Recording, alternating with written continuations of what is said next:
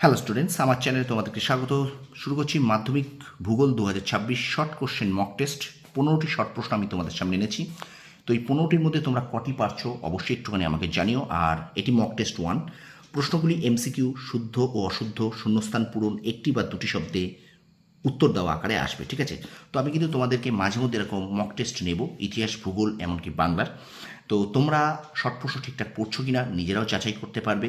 তোমাদের preparation short প্রশ্নের জন্য কেমন হচ্ছে সেটাও বিচার করতে পারবে। দেখো, তোমরা যদি প্রত্যেকটা শর্ট প্রশ্ন করে আসতে পারো, 36 প্রায় 30-এর ওপরে শর্ট প্রশ্ন আছে, 36 নাম্বার ভূগোলেও আছে, বাংলার মতো এই ইতিহাসের মতো।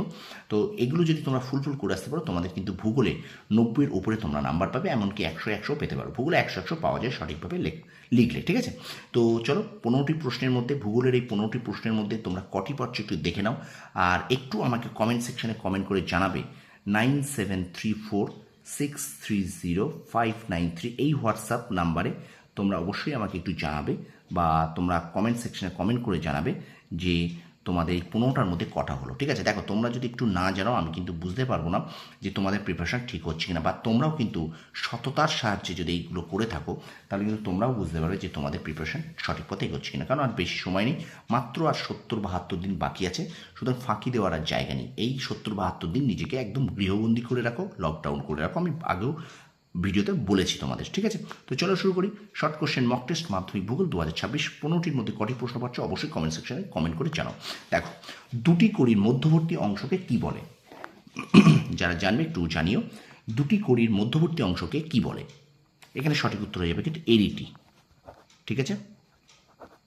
দুটি কড়ির মধ্যবর্তী অংশকে বলে এরিটি। পরে প্রশ্ন, ইয়ারদাং গড়ে ওঠে কোন জলবায়ু অঞ্চলে? 2 নম্বর প্রশ্ন বলছে, ইয়ারদাং গড়ে ওঠে কোন জলবায়ু অঞ্চলে? উত্তর এখানে কিন্তু কী হবে? শুষ্ক জলবায়ু অঞ্চল। শুষ্ক জলবায়ু অঞ্চল, ঠিক আছে? শুষ্ক জলবায়ু অঞ্চল। পরে প্রশ্ন, বায়ুমণ্ডলে কোন গ্যাসের পরিমাণ সবচেয়ে বেশি? খুবই সহজ একটি প্রশ্ন। বায়ুমণ্ডলে কোন গ্যাসের পরিমাণ সবচেয়ে বেশি? উত্তর হবে কিন্তু এখানে নাইট্রোজেন। অবশ্যই একটু জানিও তোমরা পারছো কি না, তোমাদের কটা হলো 15-র মধ্যে, ঠিক আছে? আর এই ধরনের শর্ট প্রশ্নের ক্লাস, শর্ট প্রশ্নের মক টেস্ট প্রত্যেক দিনই আমি প্রায় নেওয়ার চেষ্টা করব। একদিন অন্তর একদিন অবশ্যই হবে, ঠিক আছে? তো তোমরা অবশ্যই ভিডিওগুলোকে দেখো, ছোট্ট ছোট্ট ভিডিও, মাত্র 5-6 মিনিটের ভিডিও। আশা করি তোমাদের পরীক্ষার জন্য খুব খুব উপযোগী হবে, ঠিক আছে? তারপর দেখো, কোন স্থানে কোরিওলিস বলের প্রভাব সর্বাধিক? কোন স্থানে কোরিওলিস বলের প্রভাব সর্বাধিক? কোন স্থানে কোরিওলিস বলের প্রভাব সর্বাধিক, বা কোন অঞ্চলে পড়তে পারে? উত্তর হবে মেরু অঞ্চলে, ঠিক আছে? মেরু অঞ্চলে। পরে প্রশ্ন দেখো, কোন স্রোতের প্রভাবে নিউ ফাউন্ডল্যান্ডে তুষারপাত হয়? কোন স্রোতের প্রভাবে নিউ ফাউন্ডল্যান্ডে তুষারপাত হয়? সঠিক উত্তর হবে ল্যাব্রাডার। ল্যাব্রাডার স্রোত। কোন স্রোত? ল্যাব্রাডার স্রোত। ওকে, ভিডিওটা শেয়ার করে দাও, তোমার বন্ধুদের মাঝে একটু বেশি করে শেয়ার করে দাও ভিডিওটা, ঠিক আছে? তারপর দেখো, মাটিতে পুঁতে বজ্র অপসারণ পদ্ধতিকে কি বলে? মাটিতে পুঁতে বজ্র অপসারণ পদ্ধতিকে কি বলে? এখানে উত্তর কি হবে না, জমি ভরাটকরণ। জমি ভরাটকরণ। ওকে, তারপর দেখো, মেঘালয় রাজ্যের রাজধানীর নাম কি? পরের প্রশ্ন দেখো, মেঘালয় রাজ্যের রাজধানীর নাম কি? মেঘালয় রাজ্যের রাজধানীর নাম কি? সঠিক উত্তর কি হবে? মেঘালয় রাজ্যের রাজধানীর নাম শিলং। মেঘালয় রাজ্যের রাজধানীর নাম শিলং। তারপর দেখো, আরাবল্লী পর্বতের সর্বোচ্চ শৃঙ্গের নাম কি? আরাবল্লী পর্বতের সর্বোচ্চ শৃঙ্গের নাম কি? আরাবল্লী পর্বতের সর্বোচ্চ শৃঙ্গের নাম হলো এখানে গুরু শিখর। গুরু শিখর। পরে প্রশ্ন, কোন খাল ভারতের দীর্ঘতম সেচখাল, অথবা ভারতের দীর্ঘতম সেচখালের নাম কি?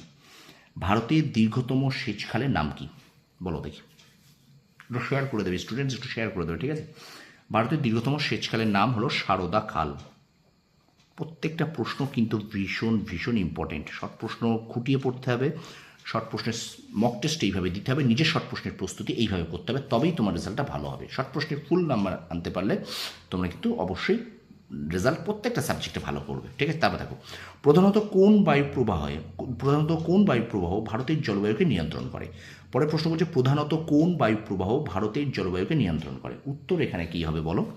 কোন বায়ুপ্রবাহ ভারতের জলবায়ুকে নিয়ন্ত্রণ করে? এটা সহজ প্রশ্ন খুবই, মৌসুমি বায়ুপ্রবাহ। মৌসুমি বায়ু প্রবাহ, ঠিক আছে? পরের প্রশ্ন চলো, 11 দাগ, একটু শেয়ার করে দাও, ঠিক আছে, লাইক করো, একটু লাইক করো ভিডিওটা। কি ক্ষয়ের ফলে র্যাভাইন সৃষ্টি হয়? 11 নম্বর প্রশ্ন দেখো, কি ক্ষয়ের ফলে র্যাভাইন সৃষ্টি হয়? এখানে সঠিক উত্তর হবে নালী ক্ষয়, নালী ক্ষয়, ঠিক আছে।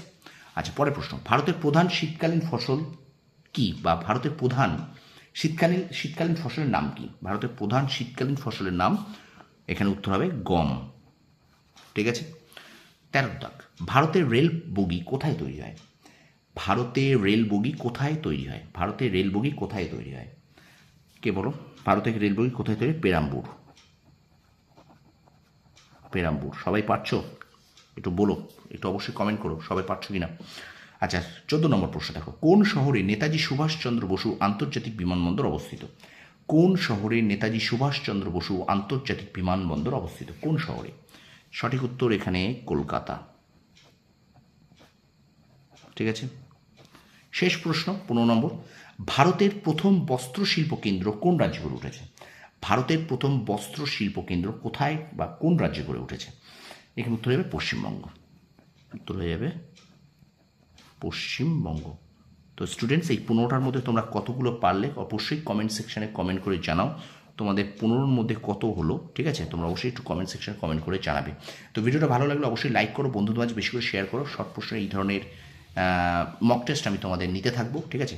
আর আমার চ্যানেল যদি নতুন হয়ে থাকে অবশ্যই চ্যানেলটাকে সাবস্ক্রাইব করো, আর পাশে থেকে বেল আইকনটা অবশ্যই প্রেস করে রাখো, ঠিক আছে। তো একটু বেশি করে শেয়ার করো তোমার বন্ধুদের মাঝে। তোমরা সফল হও, তোমাদের সাফল্য কামনা করি। ধন্যবাদ।